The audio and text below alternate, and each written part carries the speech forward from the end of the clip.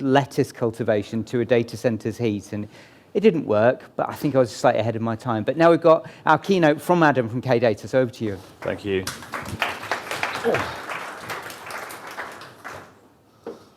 So Stu said to me he was going to say something interesting about data centers. That's a challenge. Just following on from that panel, and Neve did a fantastic job of moderating that. I'm going to dig into a little bit more detail about data centers. I can sense the palpable excitement in the room already. We're going to lock the doors. You're going to get through this together with me. Don't worry.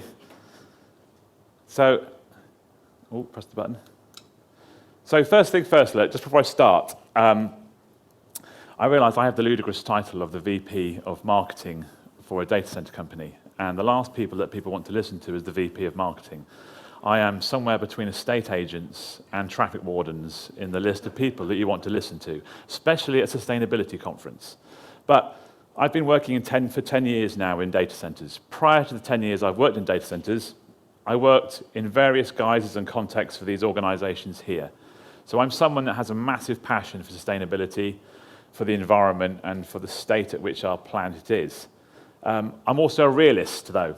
So after working for these organizations for 10 years, I came to the conclusion that we can't rely on politicians and we can't rely on governments and organizations like this just to solve the problem for us.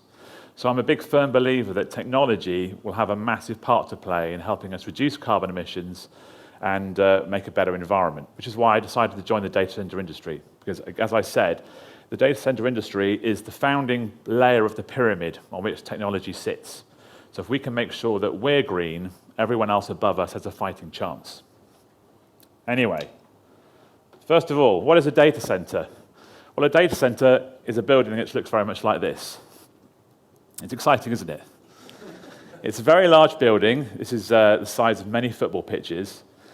And essentially, we develop, design, build, operate a facility like this. A customer, it might be a big cloud customer, it might be a big financial services organization, comes along and they will put in 100, 500, 1,000 racks of compute. We have 4 jobs as a data center provider. So number one, we have to keep it powered. Now I can imagine that most people in this room, you could probably cope without your telephone for a couple of days, maybe a day, maybe a couple of days, maybe even more than that. My daughter definitely couldn't cope without her telephone for more than 7 minutes, otherwise she'd miss everything on TikTok. But generally, we can all cope without our technology for a while. If you're sequencing genomes, or if you're doing financial trading, or if you're looking for a cure for COVID, you can't have your compute go for a minute. You have to have that compute running all the time. So our number one task is to make sure that the compute inside our data center is running 24/7, 365 all the time. Secondly, we have to cool it. So if you've got 1,000 racks in a room, they create a lot of heat. So we have to make sure the data center can cool them as efficiently as possible, using as less energy as possible. 3, we've got to obviously connect it. So it has to be connected to the wider web so that we've got data transitioning across. And 4, we have to keep it secure. So if you're here, the point at which from that point to the point at which you can take a server out, there's normally about 9 challenge points. Now that won't stop Jason Bourne, I expect, but it will definitely slow him down. And so that's essentially our 4 jobs as a data center company. Now, for the eagle-eyed amongst you, you'll realize that that is actually a part of Greater Manchester. And this is the data center which we are developing and building, which will come online in 26. I say Greater Manchester, but actually that's Stockport. And as I explained to Sue here as well, I'm a southerner. So we've been marketing this as our Greater Manchester data center, largely because when you're talking to people in San Francisco, they don't really know where Stockport is. They do know where Manchester is. So if you go to Stockport, I've been told very clearly this is not a Greater Manchester data center. It's definitely not Manchester. Stockport's got nothing to do with Manchester whatsoever. And then when I was walking down this road here, I was made very clear to me that this is not Stockport either. This is Reddish. So as a marketer, I have a challenge. Our data center is in Greater Manchester, Manchester, Stockport, and Reddish. But anyway, this is what it will be, and this is coming in 2026. So look, just a quick overview. What do data centers provide? What's their role? We'll just whistle through these. So data centers underpin all our modern telecommunications. This is a very rare photo. It's actually a person talking into a telephone. We don't do that anymore, do we? Phones are now essentially portals into data centers. So you interconnect with a data center now more than a human. No one realizes this, but you talk to a data center 500 times a day. So you're talking to a data center more than a human, unless you're my wife, who talks to a lot of people. They underpin all our Netflix films, all our entertainment, our PlayStations. They are the underlying bedrock behind our insatiable appetite to buy online and e-commerce. Unless you're my mother-in-law, who still has a map from 1952 which doesn't have the M6 on it, we all use sat-navs, and you'll see people walking to this conference. I saw at least 3 today, just staring at their phone like this, walking around streets, having no idea where they were going. And essentially, they underpin digital society. So think of the cloud. The cloud is not up there. The cloud is down here. The cloud is in a data center like our data center. And whether you're doing your DVLA license, whether you're using digitalized healthcare, whether you're doing a Zoom call, you're talking to a data center. They also provide absolutely mission-critical fundamental elements of life. So data centers underpin banking and financial trading around the entire world. Without them, we'd be back to the Stone Age. Data centers underpin all our travel, logistics, air traffic control, flights, shipping, everything. Data centers are fundamental for disease cures, prevention, splitting genomes. Data centers were a key contributing part to the COVID vaccine coming so quickly. So in our data center down in Harlow, we had enormous amounts of compute for the AstraZeneca vaccine. And I suppose, ironically, the last one is all the climate modeling you hear about at COP. All of that, every single thing about in terms of how the world is developing, adapting to climate change, is done on supercomputers that require data centers. It's quite an important industry. It's a lot more than cat videos. And all of this is being superseded by AI. And I expect, like me, you're probably already tired of the fact that AI is going to take over our lives. But AI is interceding into every facet of industry. And as I explained to this gentleman here, the demand that we're seeing from companies for AI is astronomical. We cannot build data centers fast enough to cope with the amount of AI compute that is out there, and it's only going to get more. But this is the public perception of data centers.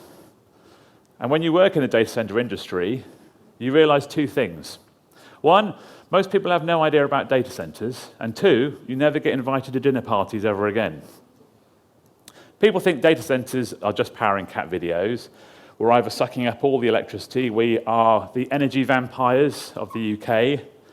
And the good old Daily Mail, everyone's favorite newspaper, has no idea of where the cloud is or the link to us whatsoever. And I think, look, this is my favorite one. This is actually 5 months ago. This is on LinkedIn, and this is a piece about us coming to Stockport. And this gentleman here, who I've anonymized, more for his benefit than anyone else, says, another data center. Do we really need one of these things? I've been alive for 43 years, and I've never needed one yet.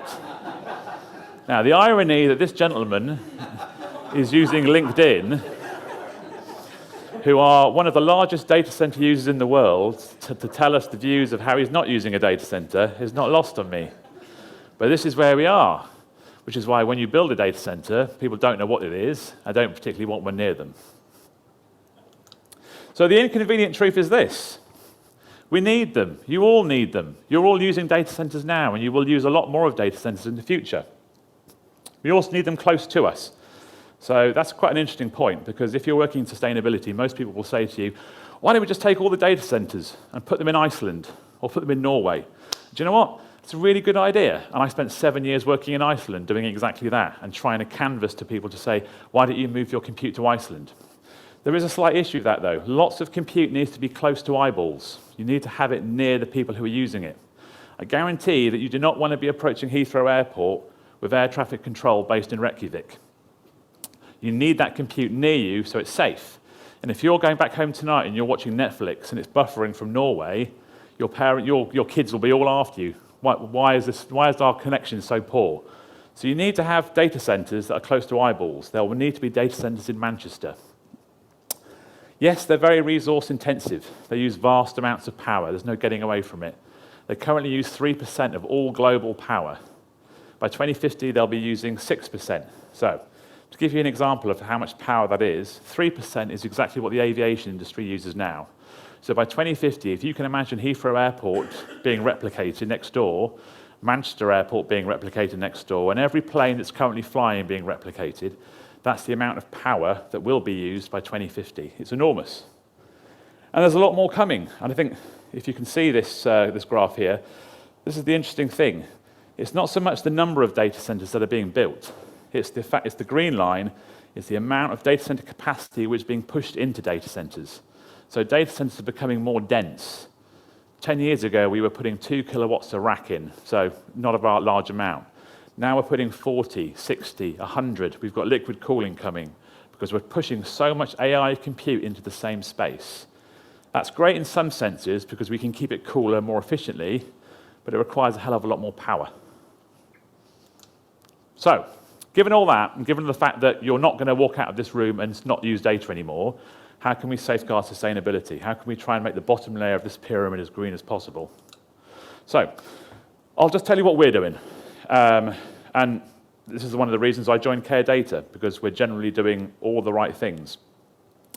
So when we build a data center, this is a data center down in Harlow, just north of London, we ensure that all the architecture that we're building is BREEAM excellent. So it's the best we possibly can do in terms of the building. We ensure that the building is energy as efficient as possible.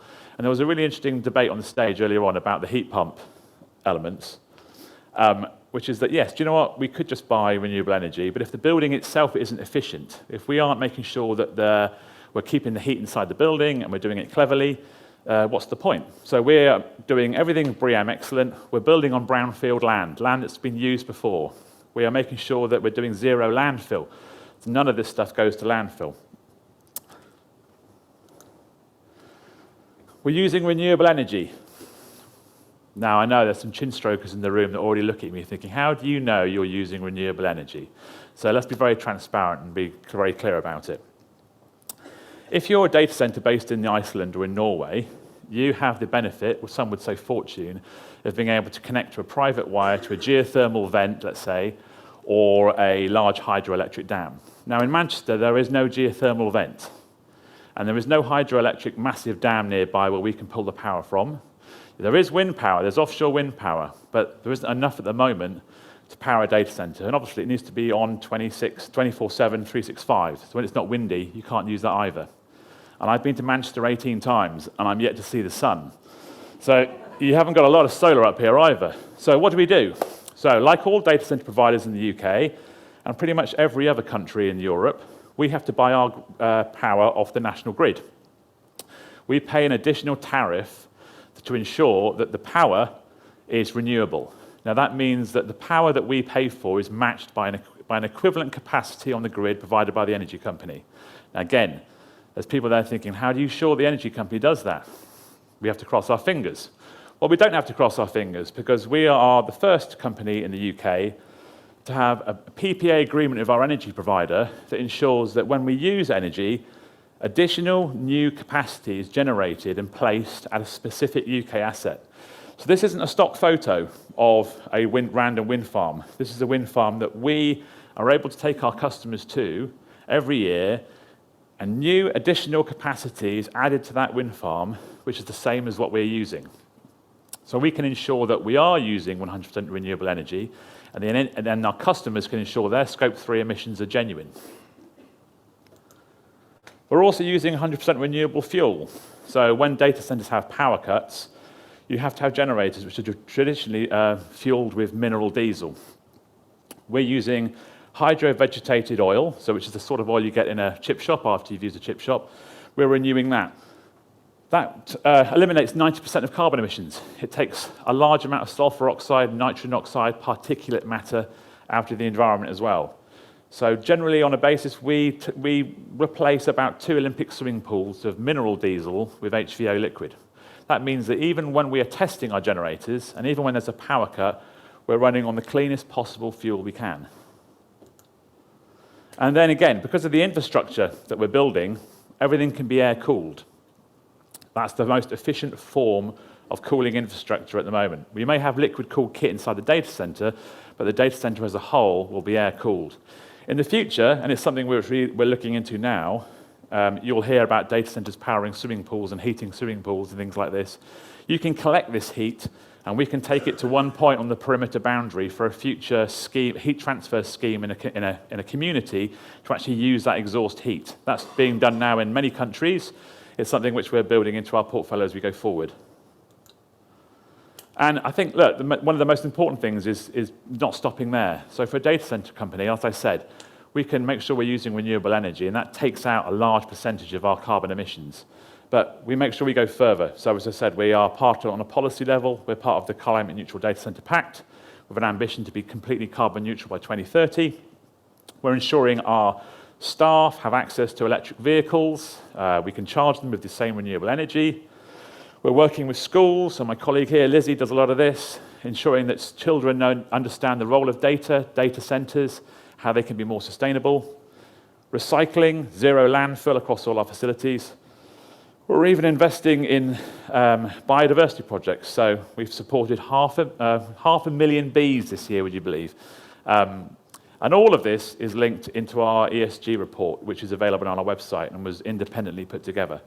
So I think the main thing from this is that there is no stone left unturned. We are going to the ninth detail to try and make sure that everything we do is sustainable and as environmentally friendly as possible. And essentially, that's it. My two takeaways to you are this.